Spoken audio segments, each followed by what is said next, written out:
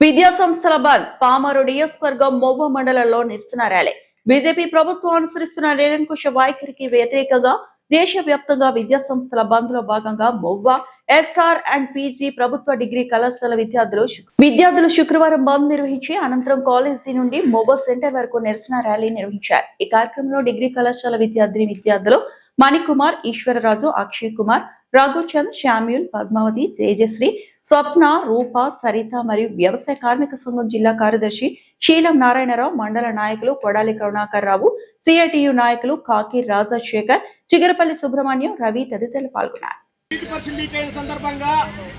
కేంద్ర విద్యాశాఖ మంత్రి ధర్మేంద్ర ప్రధాన్ రాజీనామా చేయాలని, విద్యార్థులకు న్యాయం చేయాలని, నీటి పరీక్షలు రాసిన 20 మంది చనిపోయారు, వాళ్ళ కుటుంబాలు ఆదుకోవాలని చెప్పి ఢిల్లీలో జంతర్ మంతర్ దగ్గర నెల రోజులుగా నిరాదీక్ష చేస్తుంటే కేంద్ర మంత్రి కానీ కేంద్ర ప్రభుత్వం కానీ పట్టించుకోకపోవటం, చలో పార్లమెంట్కి వెళ్తుంటే విద్యార్థుల మీద లాఠీ చార్జ్ చేయడంతో నిన్న 15 మంది హాస్పిటల్లో ఉన్నారు. ఒక విద్యార్థి నిన్న ప్రాణం ఇచ్చింది. ఇంత దుర్మార్గంగా పోలీసు గన్నల్లో మేకులు పెట్టి విద్యార్థులు కాల్చారు. ఆడపిల్లల్ని మెడ మీద కాలేసి తొక్కి జ్యోతులతో ప్రాణాలు తీశారు.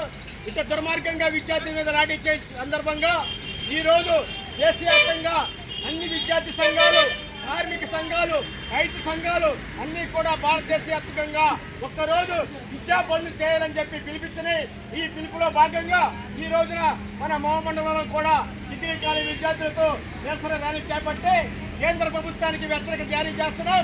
వెంటనే ధర్మేంద్ర ప్రధాన్ ఈ సీటులో తప్పుకోవాలి. నువ్వు కూడా ఒకప్పుడు మహారాష్ట్రలో నీటి విద్యార్థులకు వ్యతిరేకంగా నీటి పరిస్థితి లీక్ అయ్యని చెప్పి ధర్నా చేశావు. మంత్రి పదవిలో ఉంటే మాత్రం కుర్చీ ఖాళీ చేయట్లేదు కాబట్టి వెంటనే ఈ పదవికి రాజీనామా చేయాలి. ఎవరైతే పోలీసులు లాఠీ చార్జ్ చేసి విద్యార్థులు సాగుబతి కొట్టారో వాళ్ళ మీద చర్యలు తీసుకోవాలి. 20 మంది విద్యార్థులు చనిపోయారు. వాళ్ళకు కూడా కుటుంబానికి న్యాయం చేయాలని చెప్పి వాళ్ళ దేశవ్యాప్తంగా విద్యార్థి లోకం, ప్రజలు, ప్రజా సంఘాలు ఎలుగెత్తి కేంద్ర ప్రభుత్వం మొండి వైఖరి నిరసనగా ఈ రోజున బయటకు వచ్చారు. ఇవాళ చదువుకున్న నిరుద్యోగులందరికీ కూడా కేంద్ర మంత్రి అట్లాగే సుప్రీంకోర్టు ప్రధాన న్యాయమూర్తి కూడా బొద్దింకలతో పోలుస్తున్నారు. మేము బొద్దింకలమే, మా సత్తా ఏంటో చూపిస్తున్నాం. 20 రోజులుగా మేము బొద్దింకలుగా ఉన్నాం, అయినా మీలో చలనం లేదు కాబట్టి మా యొక్క సమస్యని, నిరుద్యోగ సమస్యని, నీటి విద్యార్థుల సమస్యని పరిష్కరించాలని చెప్పి ఈ ఉద్యమం దేశవ్యాప్తంగా కొనసాగుతుంది. ఢిల్లీ గద్దె దిగే వరకు, ఢిల్లీ పాలకులకు బుద్ధి వచ్చే వరకు కూడా విద్యార్థి లోకానికి రైతులు అండదండలుగా ఉన్నారు. దేశవ్యాప్తంగా ఈ రోజు కార్యక్రమం జరిగినందుకు ఈ రోజున ఈ నిరసన కార్యక్రమంలో పాల్గొన్న విద్యార్థులకు, ప్రజా సంఘ నాయకులకు, ఈ కార్యక్రమాన్ని జయప్రదం చేసిన మొత్తం అందరికీ మన ప్రజా సంఘాల తరఫున, ఎస్ఎఫ్ఐ తరఫున, సిఐటి తరఫున మీ అందరికీ చేతులెత్తి నమస్కరిస్తూ ఈ కార్యక్రమానికి జయప్రదం చేసిన వారికి ప్రత్యేకమైన ధన్యవాదాలు.